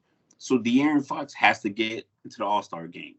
He has to you got to put him in NBA commercials. I think that's one thing. Like if you want And to he didn't make the All-Star game. You know, and that's what I'm saying. Better if you're gonna promote players, you have to find a way to promote players on every team. Subsequently, all these small market teams, you got to keep your players. You can't just tank and hope. It hasn't worked. I don't know if it's worked. Well, Did it work? I mean, I don't know. I mean, Philly kind of worked, but but they did things later. That it's like the Stafford argument. They tanked, but then they did other things that subsequently. The tanking wasn't the successful element. The tanking was a part of the process, like trust the process, but it didn't work. Right. They Ben Simmons out of it. I got it. Well, that's $20 because they traded him away. I got it brand new from Champs for $20. Well, that's why I brought up the Kings, because you read my mind, but that's where I was going with that, because like in the NFL, like just looking at, say, Philadelphia right now, Jalen Hurts came into the league, criticized as a quarterback. Was he going to work? Was it going to be successful, or whatever the case may be? And now, like that, they're in the Super Bowl or whatever. There's a certain validation that came with the people that supported him. And, even now you get to do the whole him and Mahomes are the first two black quarterbacks to play each other in the Super Bowl. Whereas like a story like De'Aaron Fox, if the Kings were to somehow make it to the Western Conference Finals this year, I don't think people would be like, wow, that's awesome. Like, I think people would be like, it was a fluke. Like, get them out of here. Or, The problem is these small market teams then buy into this narrative that no one's watching us because we're a small market. And then they'll trade De'Aaron Fox for a bunch of random picks. And he'll end up on some other team. And then that team will be on TV. They'll trade him to LA because LA makes that move. They'll trade him to the Knicks because the Knicks want to make that move. They'll trade him somewhere like Miami, one of these teams that feel as if because they're a big market team, they got to make a big splash. And they're like, oh, well, we're a small market team. We got to do something, i.e. the Detroit, LA NFL trade. Los Angeles should not have made that trade. For what they gave up, leveraging their future on someone, if Matthew Stafford was 29 and Jared Goff was like 24, 25, and you weren't sure, okay, I get it. You want to make a move. Stafford's over 30. He had a whole career in Detroit where he was, in most sports, professional sports, eligible for retirement. But this narrative that we're a big market, we got to make a splash, and then we're a small market, we don't have the leverage. People just buy into that. It's like, you don't have to do that. You can just pay De'Aaron Fox, and then you can make your ticket prices a certain way so you fill your stadium every single night. And you can sell the $12 hot dogs and the $14 beers, but you haven't put on the show. You haven't put on enough of a show to charge what you charge. I'm not paying the same price for an Atlantic City hotel room as I'm paying for a Vegas one. Vegas is just a bigger show. I'm not saying Atlantic City is not a good time, but I'm not going to spend $800 for a week in Atlantic City. I'm not going to be excited to spend $800 for a room in Atlantic City, even though you want to charge that, when I can just go to Vegas. I looked this up. I don't get on tangent, but like just try and get that comparison. 4th of July I was here, and I was like, I wonder how much a room down Atlantic City costs. I looked it up, and I was like, it seems ridiculous. So I'm like, I'm gonna look up a flight to Vegas and a hotel room. Yeah. It was cheaper for me to fly from Jersey to Vegas than it was to just get a hotel room in Atlantic City. Right. So if you want teams to stay successful, you got to put on the show. Technical difficulties, you see, we good to go. We're back at difficulties, yep. You have to put on the show. You have to. Atlanta Falcons, cheapest concessions in professional sports. Like, listen, we haven't put on a good show on the field. They don't sell a lot of tickets, but at least the people come to the game can get a $3 hot dog, $2 soda. Do something else. you have to be intrinsically motivated as an organization to make sure you're put on the best product in lieu of begging the NBA to put you on TV. You Right. fill your stadium, they'll put you on TV. Like in the NFL, they'll black up your games, your home games, if your stadium's not full. Mm-hmm. It's like, listen, you got to get the people locally to come to the game. We not putting this on TV so people don't come to the game. It's like, yeah, we might play it nationally and they'll angle it to where they only focus on certain parts of the stands where it's packed. But your local fans, you're not going to see the game if you don't come to the stadium. That's the job of the team. That's the job of the owner, not the job of the NBA, not the job of the NFL to make sure you're small market. Don't fire your coaches. Don't underpay your players. Don't trade them when they ask for money. Don't try to tell them, oh, we're a small town. We have small town values. No, you need to pay them the $200 million that they're warranted. If they're your star player, you need to pay them whatever they max for their rookie contract. Whatever these extensions are, you have to pay them for that. Yeah, and they even give you the extra year, if you sign with your current team. Your guy, yeah. Yeah. They even give you that extra year and like an extra 70 million or something like that. So from the player standpoint, leaving, if you do leave, that leaves money on the table. So hopefully, somebody like Giannis has started a trend where these stars might look a little bit at staying, for a little bit longer. But it takes the ownership to give them the reason as well. Because ownership, they are just cheap. It's that simple. They can say, oh, the Rams owner he's married to a Walton. So Kroenke was already a billionaire before he bought the team. He married to a Walton. They own Walmart. She was a billionaire when they got together. Yes, they have money. So if you can't afford to pay your players $200 million, then sell your team and go back to whatever business got you enough money to buy the team in the first place. And don't sit here and try to shortchange people and have people try to come to these games and spend all this money on these tickets. And you got low management when your team is 16-41. Like people don't have time for that. We don't have time for the excuses. Yeah, and do what owners do and make it successful. And I would cross the street if I saw a black dude in a hoodie. Mark Cuban better get his shit together before he lose Luka. He gonna pay him. No, it ain't about paying him. It's about, are you, like your argument, are you going to get somebody in there, to help me out? Yeah, they just don't perform. I don't. Still might be paying Porzingis. Well, hey, they said they in the talks for Kyrie, so we'll see. I don't know if I like that fit, but we'll see. Yeah, that didn't work at all. that don't really work on a video game. I think it only would work on a video game. But what does work is Mr. Lebron James. It is time for Appreciation Day. So, 36 points away from the all-time scoring record. So, in my mind, I was like, I see no other way for this to happen than against Milwaukee, hitting a hook shot, looking, or sky hook, looking into the crowd with his fake ass scowl, whatever the case may be, just to get at Kareem just a little bit for some comments that Kareem has made over the years. But Kareem has been very cordial. Now he has. He has definitely. I ain't going to say he criticized LeBron. I just think that dudes nowadays are a little bit more sensitive, and you have to like me, and anything you say against me is hate. So Kareem came from a different era.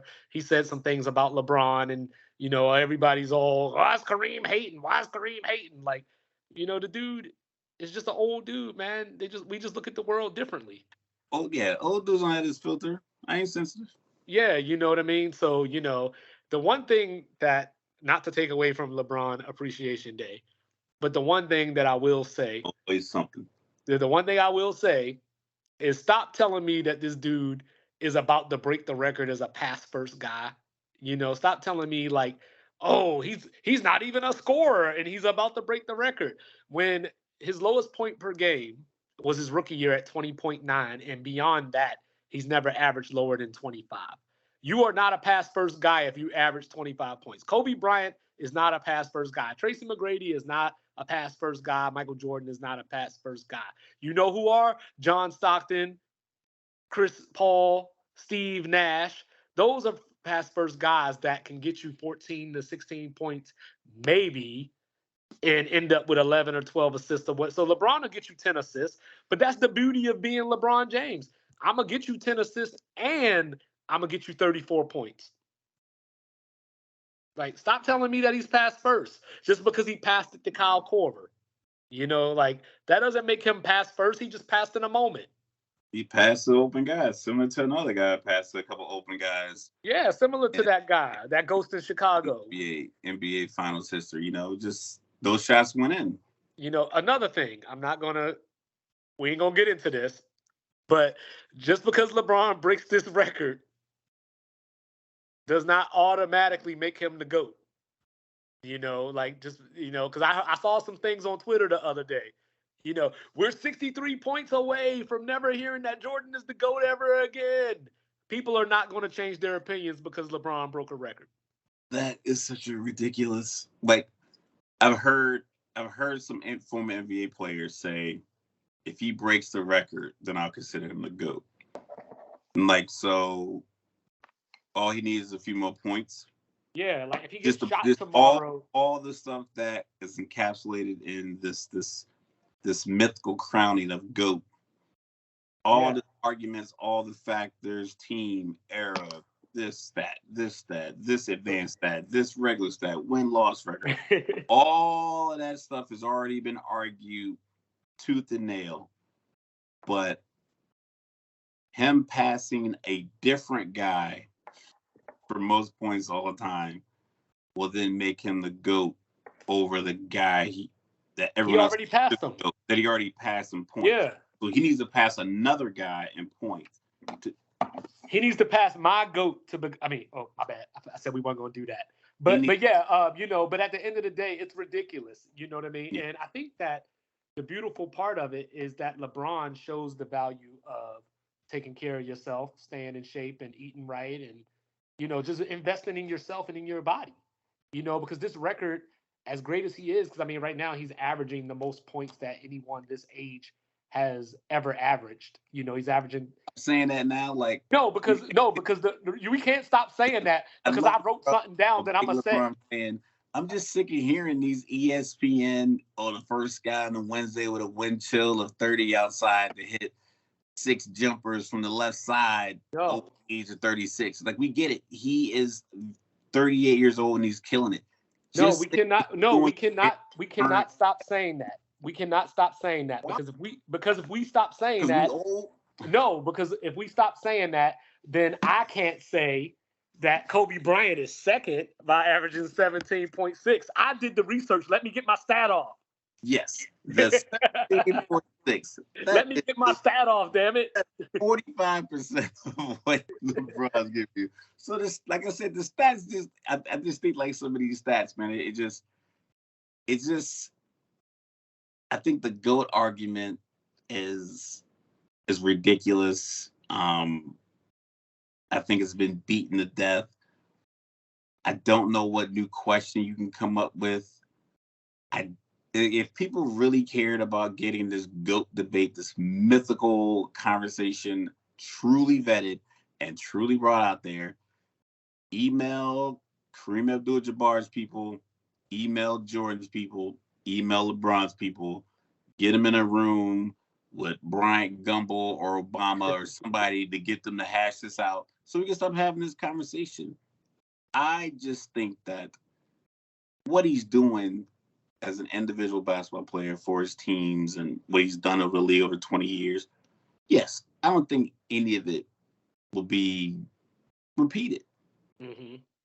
I feel the same way about Tom Brady. I don't think guys are going to play that long. I don't know when the big contract started. I think the first contract that I can remember LeBron signing, remembering the numbers, was the Miami deal. And I think they said he took less money, but him, Bosh, and Wade all had $100 million contracts. Mm-hmm. They're like 5 or 6 year deals. So I don't recall, like how much money he was making early. But I know that his first rookie extension was nowhere near what Zion and Ja Morant got. And their second extension was nowhere near what Jokic and Giannis and what these guys got. So I just can't imagine that at 31, 32, Ja Morant, Zion Williamson already on extension number 3 at that point, which will probably be over 300 million for like 4 years, give or take. Because I think Jokic's got 265. Mm-hmm. Can't imagine these guys playing too much past 32. Well, I don't. So like, I don't know what the number is now, but how crazy is it that 5 years ago, Kevin Garnett had made more money than anybody that ever played in the NBA. And then that just went. Yeah, and that just went. But but back to my first 200 million guy I can remember from Houston. He got 200. Mm-hmm. But then Mike Conley got like 140. Remember people going crazy over that? Yeah, because he was the highest paid player in the league. Yeah, so I just don't see a lot of guys playing long enough to eclipse what LeBron did. And then his prime. Mm-hmm.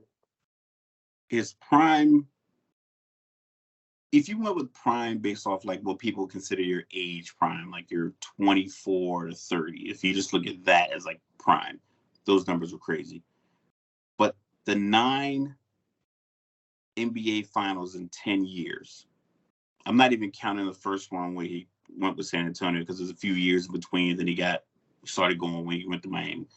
So his prime years were probably those years that San Antonio and the 3-4 years after that where he didn't get to the finals. That was probably considered his prime. I think Cleveland was winning like 60 games, 58 games, 65 games, somewhere in that range for that time. And then he went to Miami. So essentially, he should have been on the tail end of his prime when he got to Miami. But the 10 years after that, he went to the finals 9 times and won 4 of them. So it's the same thing with Tom Brady. Tom Brady won early rings and then went 10 years without winning a Super Bowl and then won 4 and like 7 years after that.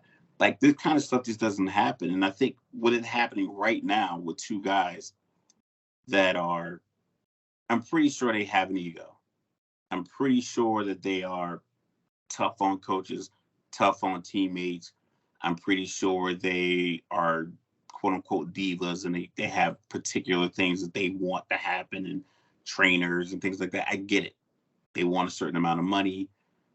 But what they bring to your team, the success level that your team rises to, it doesn't compare to anybody else but the 2 of them. And the 2 of them are just absolute anomalies. So between Tom and LeBron, just like our appreciation post today, it's just what LeBron does. Like you can't, if you are a basketball analyst, if you don't like I said, if you don't like that, you don't like NBA basketball. If you can't just appreciate the totality of LeBron's career, then you don't like basketball.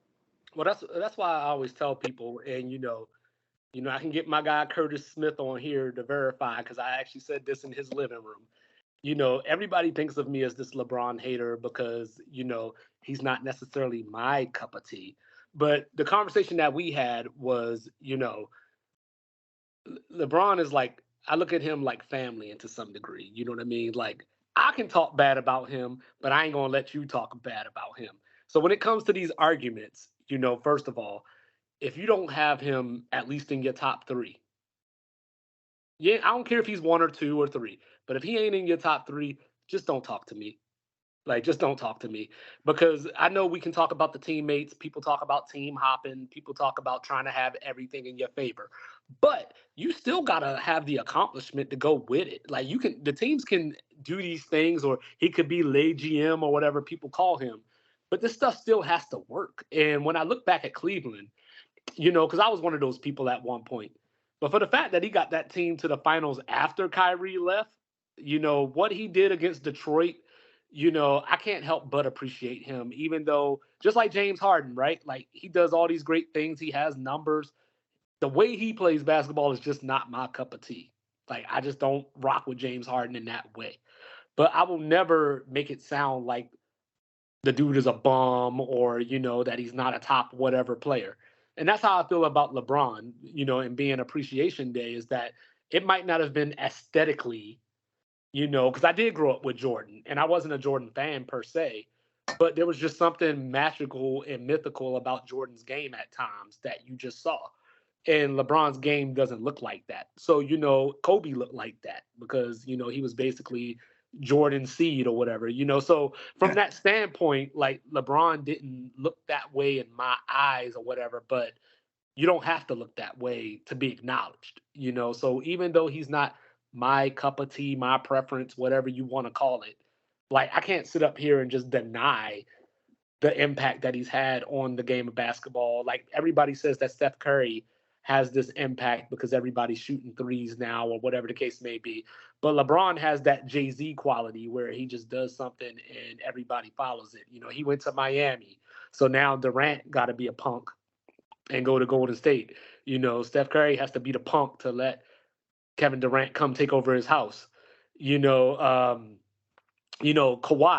had, I'm not coming here unless y'all get Paul George. You know what I mean? So, like, LeBron, like, he didn't necessarily do it in that way, but he set the trend. And then now in LA, now, like, teams could still be super teams and still could go get three superstars if they want to, but they aren't, for whatever reason. You got to make it work. And I think what people are realizing that what he did made it work. And it's not automatic. Like, there was a lot of conversations probably 2014, 15, 16 in that general range. It was like, who's next? Who's next? I'm like, no, LeBron is still here. Like, he still is that guy. And I think people, like I said, the pundits want to pick the next guy first, just so they can have the sound bite that they can play in black and white on Twitter of them saying, oh, I told you Patrick Mahomes was going to be next, or I told you Joe Burrow was going to be the next Tom Brady. And in the NBA, it's been one guy's been at the top of the mountain, even with the success of other teams. Steph Curry's success, Kevin Durant going to Golden State and having success. That formula is not, it's not equitable. It's not repeatable. Like, everyone can't do what that team did. The first year with Golden State when they won their first championship and they won 67 games, it was like, well, this jump shooting team worked, but they also had a lot of tough defensive guys in the middle. And then their bench also shot threes. So it wasn't just Steph and Clay out there killing it. It was like you could put Harrison Barnes and Steph on the floor, Barbosa and Klay Thompson and Draymond. Like, you could put combinations together on the floor. They used to call it the lineup of death when they would put all their shooters out there. And they made it work. But they also had that other gritty part to it. And then they lost. They got Kevin Durant. They went back to the 3 NBA finals. A couple of guys got injured. Kawhi went. So, like, oh, Kawhi's going to go. It's going to be his now. Like, no, like, what they were doing was an anomaly. And it's not as if Kawhi LeBron, beat them at full strength. Yeah, a healthy LeBron in that same stretch, he was in the finals 9 out of 10 years. In that stretch of time. So it was like, he was quintessentially, for that decade, the system. And you just put people around him. That can be replicated if you can get LeBron, because it was proven. Miami got LeBron. They put pieces around him. 4 straight NBA finals. LeBron goes back to Cleveland, so Cleveland got LeBron. They put pieces around him. They go to 4 straight NBA finals. LA needs a system. LeBron goes to LA. He has a couple of bad years. Then he got injured. And then the COVID year happened. And then they all went down to Orlando into the bubble. And then everyone played in the playoffs. Everyone flew their teams down there. Everyone who was allowed to fly their family down there, they were all down there. All the coaches down there. No home court advantage. Adam Silver went down there. They had the trophy. They were ready to do this. And the Los Angeles Lakers won the championship that year. So you can go down. You can say, oh, well, he did this to his teams, or the teams were like this after he left. Every team looks like that when they lose a superstar. It just so happened he left on his own, but he fulfilled his contract. You know what contracts were going to be. So, like, he was a system. And I think a lot of players, a lot of Milwaukee being the recent team that's done it the way people want you to do it. You draft your star, put pieces around them, have your star elevate you to championship status. Well, that's what LeBron did the first time in Cleveland. It's just that the year that he was like, hey, I'm waiting to try to get us a contract.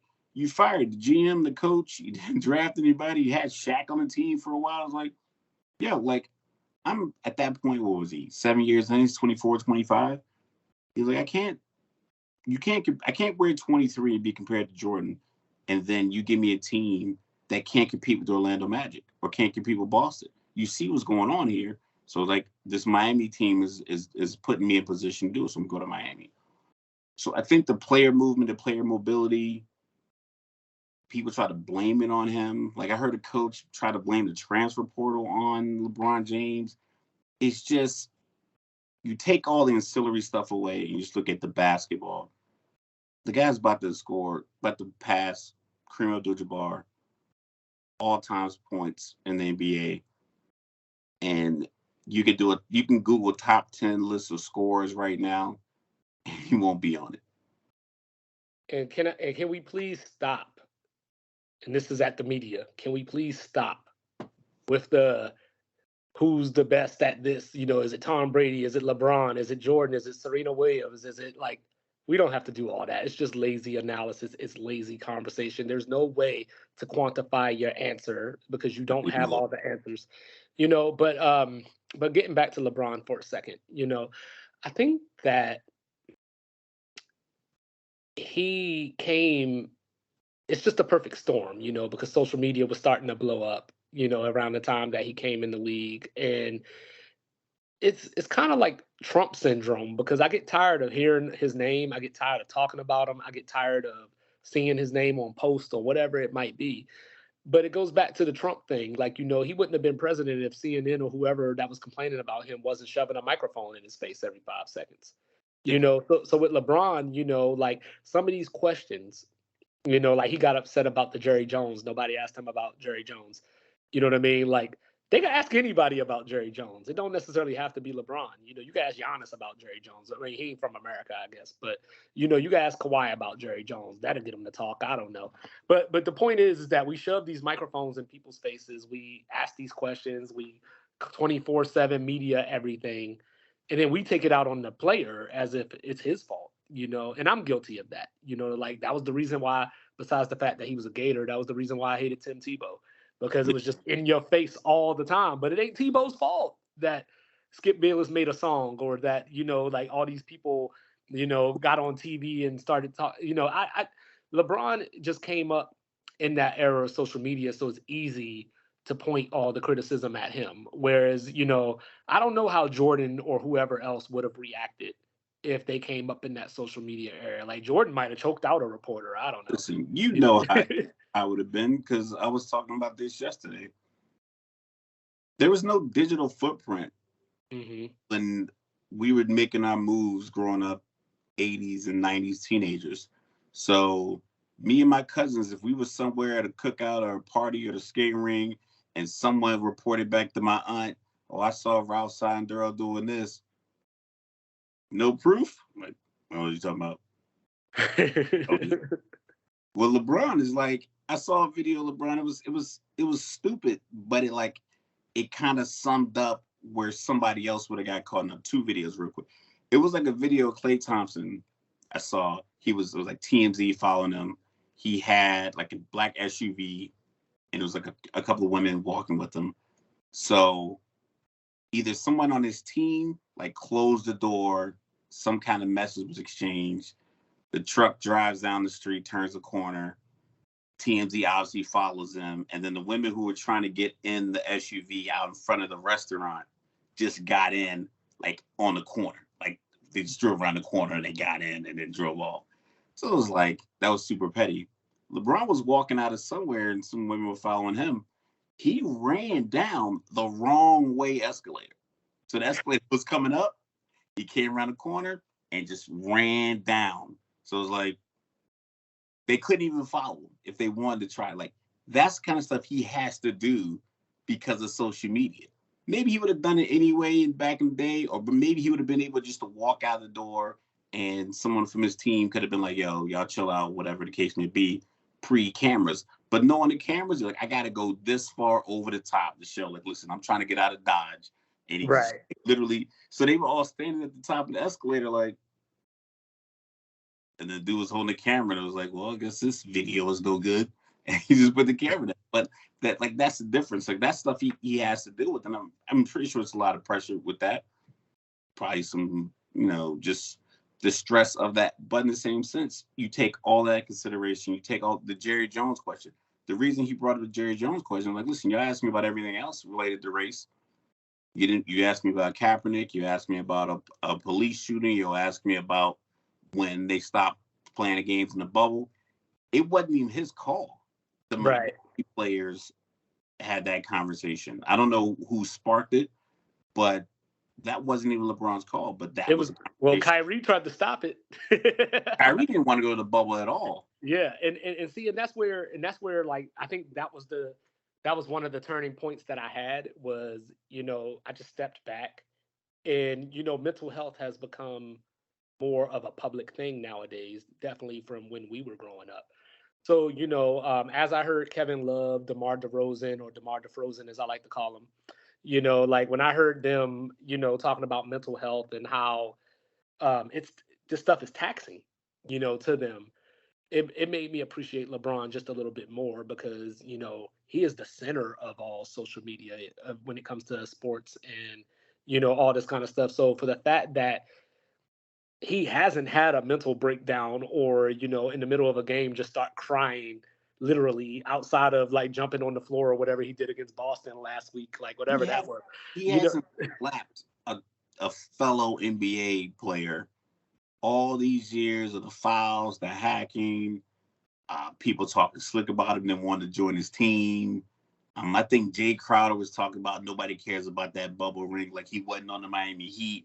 I mean, like all of the backlash, the stuff, conversation I have, I think a topic you're gonna bring up later, but just like that whole, like just all this stuff, and just to be able to just be like, after this game, I'm gonna go drink some wine, sit in the cold tub.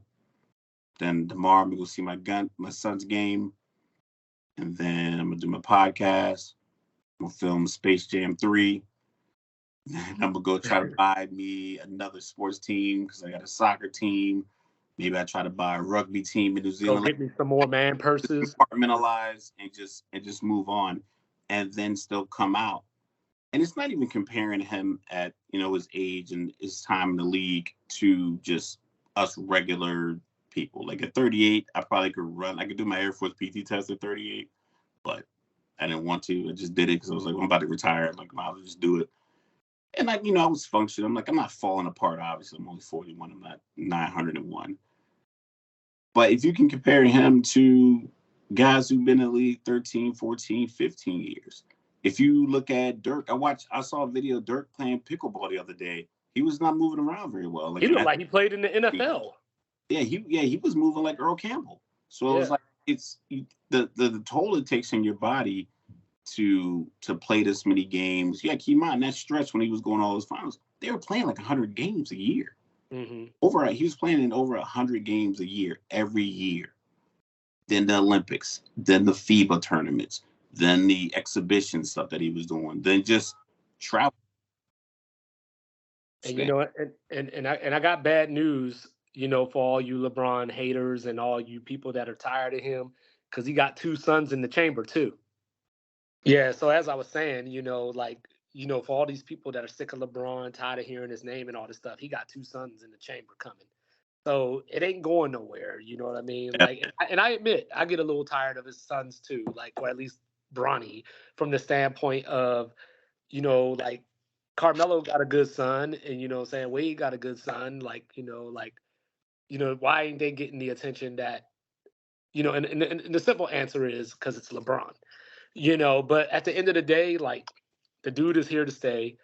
He's going to be a staple in sports all the way until his end or whatever the case. He's going to own a basketball team in Las Vegas before 2027. Yeah. So, like I just, I wanted to appreciate LeBron just from the standpoint of, like I said, even as a non-fan, just the things that he's done over the last, 20 years or whatever the case may be. Like it's just awesome to see because I've always like younger Mike, I always compared him to Peyton Manning. Like you brought up the system, so like him and Peyton Manning were a gift and a curse. They were the system. So you were stuck with it. There was no adjustment. There was no, hey, LeBron, can you try this? Or Peyton, can you do this? They were just who they were. And it worked out so beautifully that sometimes I can't help but think, if there was something like a little adjustment here and there, like how even greater they would be. But that was an unfair criticism back then because I could say that about anybody that ever played a sport. I could say, what if Michael Jordan would have beat Larry Bird once or twice? So, like we can always do these things, and I had to step back and, we talk about 2-5, right? Like the whole 2-5 thing came along because I was arguing with everybody. Now I'm 2-5 because I'm backing up into my corner and coming Yeah. back out with these things that people don't change their mind on, and that doesn't make me a LeBron fan nowadays. Like, I still feel the ways about LeBron that I feel about him. But I just think that, Roman Reigns style, he deserves some acknowledgement. You know what I mean? Like it just is what it is. He's about to be the all-time leading scorer, the little kid from Akron. You know Yeah. what I mean? If Born in the same hospital as Steph Curry, but real quick before we wrap this up, how long this record gonna last? forever. I think once he breaks it, like I said, the money. Like you're not gonna the grind.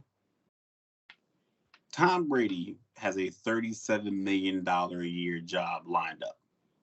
So him saying that little retirement video, it comes with I'm gonna get to do football, but have conversations about it for $37 million a year. I think Right. it makes it an easy transition. So Luka at 34, is he gonna play 4 or 5 more years? Trey Young at same age, is he gonna play? Are these guys gonna play until they're 39?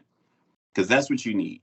Either you change the NBA season to 100 games and they can collect these regular season points up and more, feverishly, or you play until you're 37, 38. I don't Well, see guys doing that considering they're getting $200 million deals before they can rent cars. Well, I think Easy Money Sniper might play until he's like 46 because we ain't gonna see him on TV. So he might play until his legs literally Oh, fall Kevin, off. great on TV. You know what I'm saying? Now He's going to I be don't great. want to see Easy Money I Sniper on want to TV. see him on TV. I'd rather see Ed Reed on TV. Kevin Durant is going to be great on TV. You know who I want on TV? Record. You know who I want on TV? I want Kyrie on TV. I don't want Kyrie on I TV. want Kyrie on I want TV. Kyrie in the town hall meeting. I want And, Kyrie on TED Talk. and I also want a dissertation on flat Earth from him. I want a dissertation on flat Earth and why the Earth is flat, why he believes the Earth is Man, flat. I don't know how many times he actually brought that up, but everybody else seems to bring it up a lot. Hey, I just want that dissertation because I don't believe in flat Earth. Listen, No, I don't believe in flat Earth. But I watch a lot of flat Earth YouTube. Like anytime I hear flat Earth, I just get automatically interested. Man, you get trapped. I think I watched one thing. I was like, this just sounds. Yeah, so that's what I need from pretty Kyrie. people. You need pretty dressed up people to tell your story and people believe it. You need handsome. Handsome people in suits and attractive people in business skirts. Hey, I need that from Kyrie because he went to Duke University, which is a great university. So I know that he can explain it in ways that other people haven't explained it. And while we're on the topic of Kyrie Irving, I have a feeling that you want to talk about Kyrie Irving a little bit. Yeah, I want to talk about Kyrie. I didn't want to wear the jersey because I wore it for one of these episodes already. But shout out to Kyrie. I'm sick of the fake. Oh, that this guy keeps experiencing. It just doesn't make any sense. He got suspended early this year for a tweet. Mm-hmm. Was viewed as anti-Semitic. They went against the values of his organization and the league. You know, after publicly came out, then all of a sudden the league was against it. But that's neither here nor there. So he did it. He did his time. He had his conversations. He got his pass or his blessings from whomever needed to leverage those to the NBA, to ownership, the ownership of his team.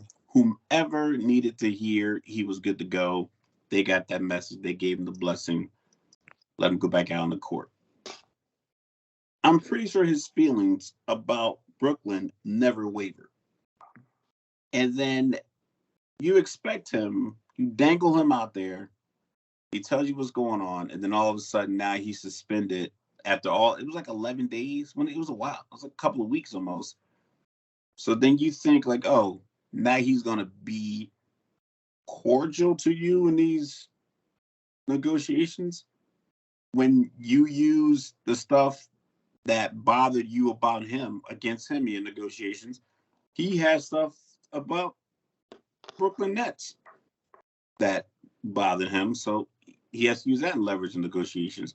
And if you're having conversations where it's like, I don't think we're going to get over the hump, then trade me. Because obviously he doesn't feel respected there. And people can say, oh, well, he's getting paid to do a job. No, that's cool. We all get paid to do a job that we have. But if there was another job out there that would pay you the same or more and also respect you, I'm pretty sure you'd want that job, especially if you know you have the leverage to get it.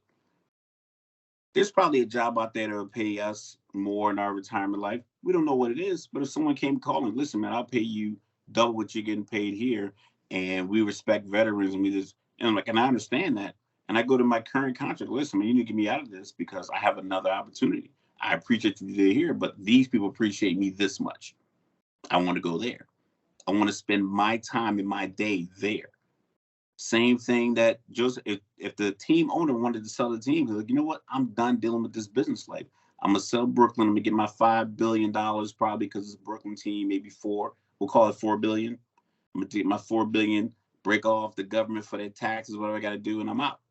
He can do that. And they'll say, look at all the great things he did in Brooklyn. Or they'll say, oh, he did nothing in Brooklyn.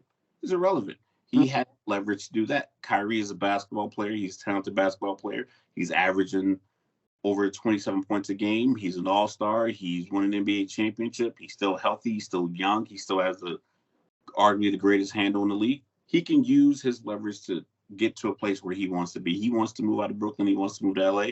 He wants to move to Dallas. He wants to move to Minnesota. Wherever he wants to go. That's his leverage. People act like you got to be beholden to these contracts. There's plenty of lawyers who can get you out of contracts. There's plenty of ways to get out of contracts. You're not locked in a concrete. It's a contract. You don't want to give them a better one. You barely want to honor this current one. Then go ahead and let me go. Why keep me here disgruntled just to try to sign me to a longer deal when I don't want to be here? You obviously don't want me here. He must not have felt protected by the organization when he went through his pseudo suspension, reintegration. I don't know what they even called it. I don't think they called it a suspension, unpaid leave, whatever the case may be. All the people getting on TV acting like, oh, he should honor the contract are the same people who are saying Damian Lillard should get out of Portland. Are the same people saying that Russ shouldn't want to play because they want to trade you.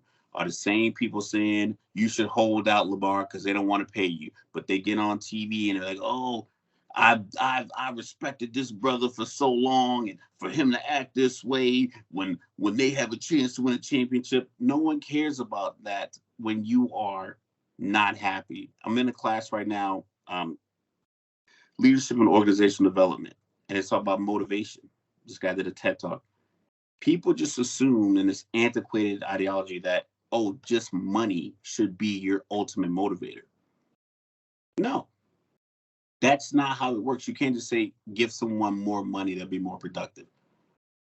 Because if you give someone an idea, you give someone an opportunity to use what intrinsically is value to them, that will make them better. You can pay them accordingly, but not just saying, oh, I'm going to give you this much money. I need you to be this good. You have to tap into what people care about. And if Brooklyn and Kyrie, if you guys aren't on the same page, then make that move, get them out of there, get the best deal you can get, and move on. Don't be petty and hold on and then leak stories to the media about what he requested. These conversations are private. He didn't go out there and say this out loud. He went in the office and had a meeting. Make it happen. Because if you were talking about selling your team and someone was ready to spend $6 billion on your team, you wouldn't go out there and say, hey, this guy's thinking about buying my team for $6 billion, and he or she or this group hasn't gotten the money together, because it'll fall apart. So when a player comes and asks for a trade, all of a sudden that information comes out, and then the fake outrage on ESPN, all these pundits that have these platforms are like, oh, you can tell he wouldn't be trusted. But guarantee you, if he's out there shooting another jump shot on the right wing to win an NBA championship, everybody gonna jump right back on his meat. That's it. So it seems that unintentionally hypocrisy has become a theme on this show. So I would be remiss if I didn't bring up some hypocrisy. So being an 80s baby, I'm old enough to remember the bad boy Pistons. I'm old enough to remember Larry Bird out here and Kevin McHale clotheslining people and beating up Bill Laimbeer. I remember seeing Charles Barkley shoot a free throw with a black eye. Like things were rough out here in these NBA streets, So, I've always been a bit of a believer. I tried not to stay in the 80s or whatever the case and try to say basketball was basketball and men were men. I tried not to do that thing. But one thing that I did take from that era was, you're not going to score a layup on me. Like you're not going to come down the middle of this lane and finish with a layup and jot up the court like you just picked the flower. Like, I'm not going to try to hurt you. You know what I mean? I'm not trying to injure you. But I can't let you get that shot off. Go earn those free throws. Where we cross the line is when you got jackasses like Dylan Brooks in the league, hitting people in the nuts. And as you already know, all nuts matter. So, Steven Adams' nuts are just as important as LeBron's. I said that, So Dylan Brooks is out here just being dirty. Now, the thing about it was those guys from the 80s when I looked at, or 90s even, when I looked at Anthony Mason, when I looked at Charles Oakley, they looked the part. They looked tough. They looked like, oh, damn, like Oakley pissed off? I don't want to run into him in the alley. Nobody says that about Dylan Brooks.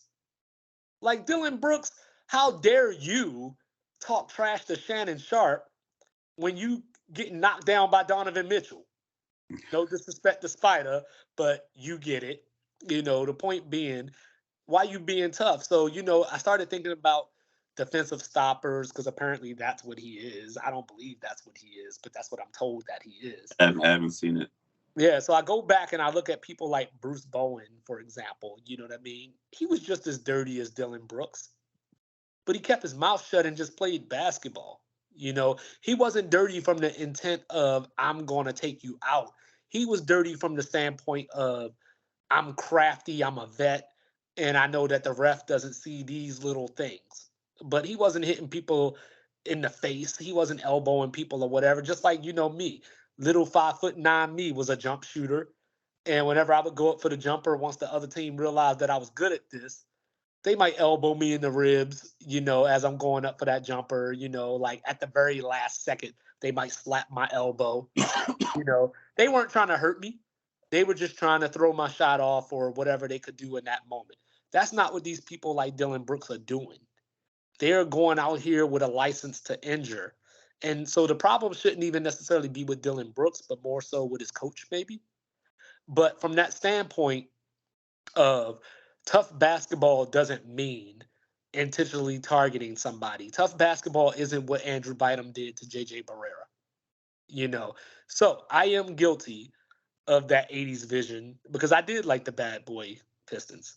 But it was more so I liked Isaiah Thomas and Joe Dumars. But I didn't want a whole league of bad boy Pistons. It's okay for one team to have an identity. I don't want the whole league. But Memphis doesn't even have that identity. Their identity is just shit talking. And, people say, well, act like they've been there before. But then I see Draymond Green talking trash and y'all tell him to shut up too. They actually have been there before. So is it just not the way you want it to look? Like, You know what I mean? Like I see Luca had memes about all the shit that he was talking to the Suns, and everybody loved it. So I don't know what you fans want. Like, do you want tough basketball? Do you want personalities? Because I hear that everybody is bland. Because I can't tell because y'all complain about everything. So I tried to be mad at Dylan Brooks, but then it turned around and I just ended up mad at y'all. You know what I'm saying? I told you I got all this rage. I'm mad at everybody.